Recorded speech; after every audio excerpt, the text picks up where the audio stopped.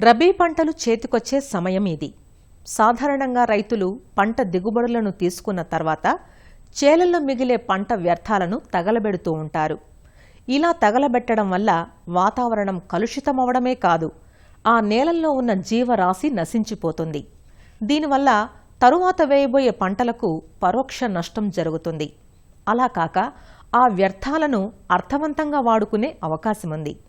ఇందుకు నాడప్ కంపోస్టు విధానాన్ని ఆచరించవచ్చు.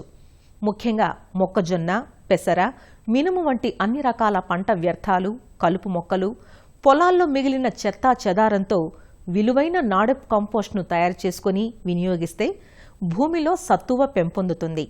అది ఖరీఫ్ పంటలకు ఉపయోగపడుతుందంటూ నాడప్ కంపోస్టు తయారీలో మెళకువలను మనకందిస్తున్నారు ఆముదాల వలస కృషి విజ్ఞాన కేంద్రం program coordinator doctor D Chinnamanaidu. ఉన్నటువంటి పంట వ్యర్థాలని త్వరగా కుల్లబెట్టుకోవడానికి, ఈ సేంద్రియ ఎరువు తయారు చేయడానికి మనకి నాడప్ కంపోస్ట్ అనేది ఒక పద్ధతి ఉంది. మరి ఆ పద్ధతి ద్వారా మరి వ్యవసాయ వ్యర్థాలు త్వరగా కుల్లడానికి మరి అవకాశం ఉంటుంది. కాబట్టి మరి రైతు సోదరులు ఈ వ్యవసాయ క్షేత్రంలోనే నాడప్ కంపోస్ట్ విధానాన్ని అవలంబిస్తే మరి బాగుంటుంది. నాడప్ కంపోస్ట్ తయారీలో ముందుగా కుండీ నిర్మించుకోవాల్సిన అవసరం ఉంటుంది. దీనికోసం గాను మనం 10 అడుగులు పొడవు, 5 అడుగులు వెడల్పు, అలాగే 3 అడుగులు ఎత్తు ఉండే విధంగా ఇటుకలతోనే ఒక కుండీని నిర్మించుకోవాలి. మరి కుండీ నిర్మాణంలో ఒక ప్రత్యేకంగా ఏంటంటే వీటిల్లో ఇటుకలతో పేర్చుకుంటూ మన కుండీ నిర్మాణాన్ని చేసుకోవాలి. ఆ ఇటుకలు పేర్చేటప్పుడే 6 అంగుళాల వరకు ఖాళీ ఉండే విధంగా ఆ వరుసల మధ్యలో ఇటుకలు పేర్చేటప్పుడు మనం ఖాళీలుగా ఉంచుకుంటూ మనం ఈ కుండీ నిర్మాణాన్ని చేసుకుంటాము. అలాగే కుండీ అడుగు భాగం కూడా వీలైనంత వరకు గట్టి పొర ఉండేటట్టుగా మట్టిని కొంచెం వేసి దింసి కొట్టుకోవాలి. ఈ నాడప్ కంపోస్ట్ నిర్మాణంలో కుండీ నిర్మాణం కూడా ఒక ముఖ్యమైన అంశం. ఈ నాడప్ కంపోస్ట్ నింపేటప్పుడు కూడా మన రైతు సోదరులు కొన్ని రకాలైనటువంటి జాగ్రత్తలు తీసుకోవాల్సిన అవసరం ఉంటుంది. ముందుగానే ఈ కుండీ అరుగు పొరలోనే ఒకసారి ఒక 5 కేజీల పశువుల పేడ, అంటే పచ్చి పేడ కాకుండా 1-2 రోజులు అయినటువంటి పేడను తీసుకొని ఈ 4 నుంచి 5 కిలోల పేడని 10 లీటర్ల నీటిలో కలిపి కల్లాపులాగానే మనం చల్లుకుంటే మరి బాగుంటుంది. ఈ విధంగా కింద పొర చల్లిన తర్వాత ఈ వ్యవసాయ వ్యర్థాలు ఏవైతే ఉంటాయో ఉన్నటువంటి వ్యర్థాలు, అంటే పంట కోసిన తర్వాత గింజలు తీసుకున్న తర్వాత మిగిలినటువంటి ఈ మొక్కల తాలూకు వ్యర్థాలన్నింటినీ కూడా మనం కుండీ దగ్గర పెట్టుకొని, లేదా కలుపు ద్వారా వచ్చినట్టు కలుపు మొక్కలన్నింటినీ కూడా మనం ఒక దగ్గరికి చేర్చుకొని ఈ వ్యవసాయ వ్యర్థాలు ఒక్కొక్క పొరకి 100 కిలోలు వచ్చే విధంగాను, అలాగే 6 అంగుళాల మందం, ఒక్కొక్క పొర 6 అంగుళాల మందం ఉండే విధంగా మనం గనక ఈ వ్యవసాయ వ్యర్థాలు నింపుకోవాల్సి ఉంటుంది. మొదటి పొర వ్యవసాయ వ్యర్థాలు వేసి దాని మీద పశువుల పేడ మళ్ళీ 5 కిలోలని 10 లీటర్ల నీటిలో కలిపి ఒక పొర మీద మొత్తం కూడా ఈ పేడ అంతా కూడా కల్లాపు చల్లినట్టు వేసుకుంటాం. దాని మీద మళ్ళీ ఒక 50 నుంచి 60 కిలోల వరకు కూడా సారవంతమైనటువంటి మట్టిని ఒక పొరగా వేస్తాం.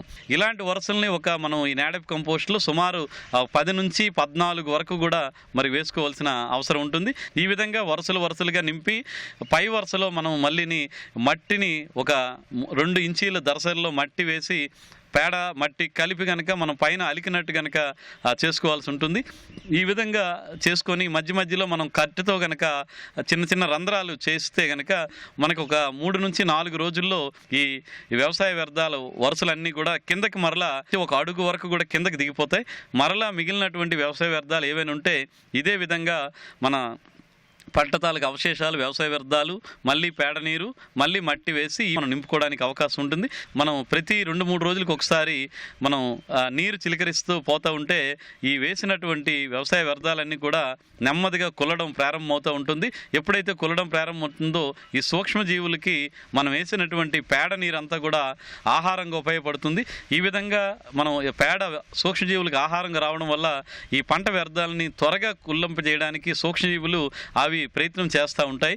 అలాగే మన ఇటుకల మధ్యలో ఉండే ఖాళీల ద్వారా ఆక్సిజన్ ఎక్కువగా అంది ఈ సూక్ష్మజీవులు కూడా త్వరగా వాటి ఆహారాన్ని తీసుకునే క్రమంలో మనం వేసిన వ్యవసాయ వ్యర్థాలన్నీ కూడా మరి కుల్లటం జరుగుతూ ఉంటుంది. అలాగే ఈ నాడప్ కంపోస్టు కుండీ నిర్మించిన తర్వాత మరి ఎండలో నిర్మించకుండా వీలైతే కనుక తక్కువ ఎండపడే ప్రదేశంలో కానీ చెట్లు నీడల్లో కానీ ఈ నాడప్ కంపోస్ట్ నిర్మించుకోవచ్చు. లేదంటే నాడప్ కంపోస్ట్ ట్యాంక్కి పైన చిన్న పందిరిలాగా వేసి మనకి ఎండ వేడిమి ఎక్కువగా లేకుండా కాకుండా చూసుకుంటే మనకి చల్లదనం ఉండి సూక్ష్మజీవుల తాలూకా ప్రక్రియ చాలా త్వరితంగా అభివృద్ధి పరిచి ఈ వ్యవసాయ వ్యర్థాలన్నీ కూడా త్వరగా కుల్లడానికి అవకాశం ఉంటుంది. సుమారు 45-60 రోజుల్లోనే ఈ వ్యవసాయ వ్యర్థాలన్నీ కూడా సుమారు 40 నుంచి 60% వరకు కుళ్ళిపోవడం అనేది జరుగుతూ ఉంటుంది. ఈ విధంగా సగం కుళ్ళినటువంటి వ్యవసాయ వ్యర్థాలని మనం వర్మీ కంపోస్ట్ తయారీకి వాడుకోవచ్చు. లేదు ఇంకొంచెం రోజులు ఇంకొక నెల రోజులు కుళ్ళింప చేసుకొని ఈ తయారైనటువంటి సేంద్రియ ఎరువుని అంతటినీ కూడా కావాల్సినటువంటి కూరగాయల పంటలకు కానీ లేదా ఉద్యానవన పంటలకు కానీ లేదా ఆహార ధాన్య పంటలకు కూడా మనం వాడుకునే అవకాశం ఉంటుంది. మరి రైతు సోదరులు వారి నాడెప్ కంపోస్ట్ని సులువుగానే నిర్మించుకోవచ్చు. సుమారు దీని నిర్మాణానికి ఒక 1500 నుంచి 2000 వరకు ఖర్చు అవుతుంది. 10 అడుగులు 5 అడుగులు 3 అడుగులు ఎత్తున్నటువంటి నాడెప్ కంపోస్ట్లో మనం వ్యవసాయ వ్యర్థాలు మట్టి అన్ని కలిపి ఒక 3 టన్నుల వరకు కూడా మనం నింపితే కనుక వాటి నుంచి సుమారు ఒక 60% వరకు కూడా సేంద్రియ ఎరువు తయారవుతుంది. అంటే 3 టన్నుల నుంచి చూస్తే సుమారు మనం 2 టన్నుల వరకు కూడా సేంద్రియ ఎరువును మనం తయారు చేసుకునే వాళ్ళం అవుతాం.